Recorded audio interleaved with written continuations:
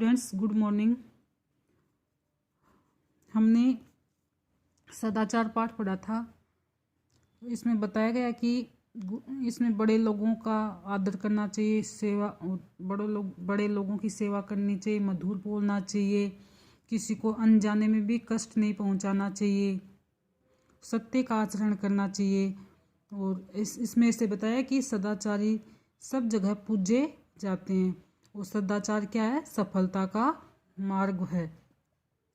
और तो इस पाठ में ये बताया गया। आज इस पाठ के ये पाठ हमने पढ़ चुके हैं।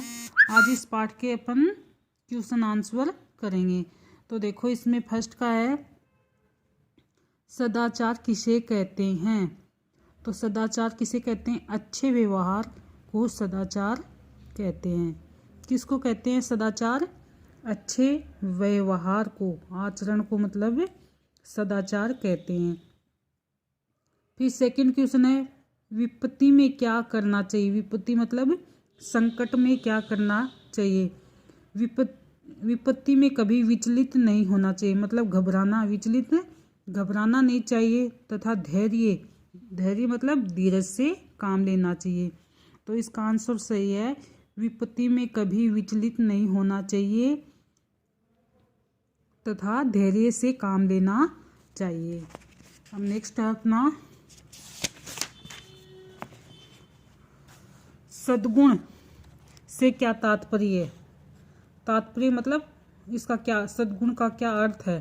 तो सद्गुण से तात्पर्य है सत्य बोलना, ईमानदार होना, परोपकार करना, गुरुजनों का आदर करना, सेवा करना, किसी को कष्ट न पहुंचाना, मधुर बोलना, विनम्र रहना आदि क्या है? सद्गुण। तो सद्गुण क्या है? सत्य बोलना, ईमानदार होना, परोपकार करना। परोपकार मतलब दूसरा का, पर प्लस उपकार। इसका देखो संधि परोपकार का अपन अलग करेंगे, तो इसमें पर तो उपसर्ग हो गया और उपकार। परोपकार का तो पर मतलब दूसरों का, उपकार मतलब भला करना, दूसरों का भला करना, गुरुजनों का आदर करना, सेवा करना, किसी को कष्ट न पहुंचाना, मधुर बोलना और विनम्र रहना, ये सद्गुण का अर्थ है। अब है सेकंड, रिक्त स्थानों की पूर्ति कीजिए। मनुष्य एक सामाजिक प्राणी है। तो फर्स्ट में क्या आ जाएगा? सामाजिक।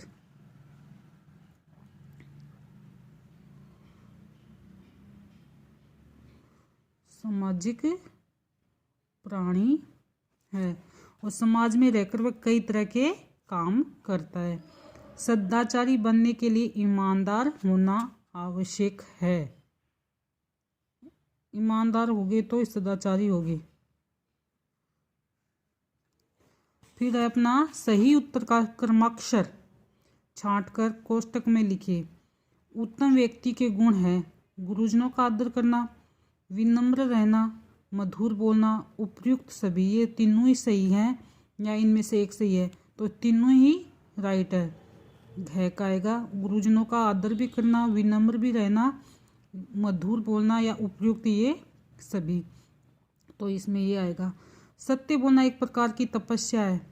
खंड है, सत्य है, अखंड है, असत्य है। तो सत्य बोलना एक अखंड तपस्या है। अगला क्वेश्चन अपना, व्यक्ति के सदाचारी होने की पहचान किससे होती है?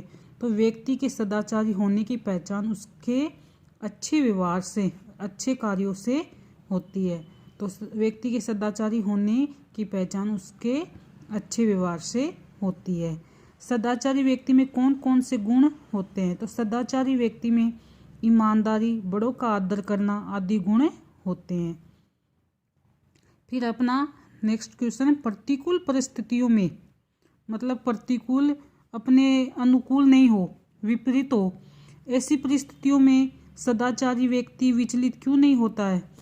क्योंकि प्रतिकूल परिस्थितियों में सदाचारी व्यक्ति विचलित इसलिए नहीं होता क्योंकि उसमें असीम मतलब असीम होता है। असीम का मतलब जिसकी कोई सीमा ना हो। असीम का मतलब जिसकी कोई सीमा। असीम धैर्य मतलब धीरज और सहनशीलता, मतलब उसमें सहन करने की शक्ति होती है। जैसे महान गुण होते हैं, उसमें विपत्ति का मुकाबला, संकट का मुकाबला करने की क्षमता मतलब शक्ति होती है। तो प्रतिकूल परिस्थितियों में सदाचारी व्यक्ति विचलित नहीं होता, क्योंकि उसमें असीम धैर्य और सहनशीलता जैसे गुण महान गुण होते हैं, और उसमें विपत्ति का मुकाबला करने की क्षमता होती है। सदाचार सफलता का मार्ग है। कैसे? सदाचार सफलता का मार्ग है जो व्यक्ति को उसकी मंजिल तक पहुंचाता है, मतलब वो जो कुछ पाना चाहता है वहां तक उसे पहुंचाता है, और अच्छे व्यवहार के कारण उसके कठिन काम भी दूसरों की सहायता से बन जाते हैं। महापुरुष हमारे आदर्श क्यों है? महापुरुष हमारे आदर्श जैसे महात्मा गांधी, जवाहरलाल नेहरू, सुभाष चंद्र बोस, ये महापुरुष हैं। तो ये अपने आदर्श क्यों है? क्योंकि उनका लाल कृष्ण, लाल बहादुर शास्त्री, ये है ना, क्योंकि महापुरुष हमारे आदर्श है, क्योंकि सद्व्यवहार हमारे लिए अनुकरणीय है, क्योंकि उनका सद्व्यवहार था और हम उसको अनुकरण मतलब उनके उनको अपन मानते हैं, वो अनुकरण ये है। महापुरुष सद आचरण करते हैं और हम उनके चरित्र से प्रेरणा प्राप्त करते हैं। हो गया।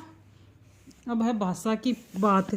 शब्दांशों और शब्दों को जोड़कर नए शब्द बनाएं और अर्थ जाने। कैसे? अनु प्लस शासन अनुशासन हो गया, अनु प्लस प्रेरणा अनुप्रेरणा हो गया, अनु प्लस रूप अनुरूप हो गया। जैसे अब अपना 3 डेग रखे हैं, बेई प्लस ईमान, महापुरुष, महा प्लस पुरुष, पर प्लस उपकार। तो देखो बेई प्लस ईमान का हो जाएगा बेईमान, इसमें बे उपसर्ग है, ईमान मूल शब्द है, महा तो उपसर्ग हो गया, पुरुष मूल शब्द हो गया, तो इसका हो जाएगा महापुरुष। ये प्रत्यय उपसर्ग आपके ना 6th क्लास में आएंगे, पर तो उपसर्ग हो गया, उपकार मूल शब्द हो गया, तो परोपकार।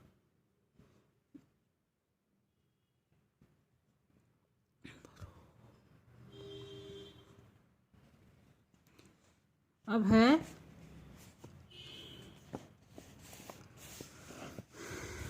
ये हो ही गए।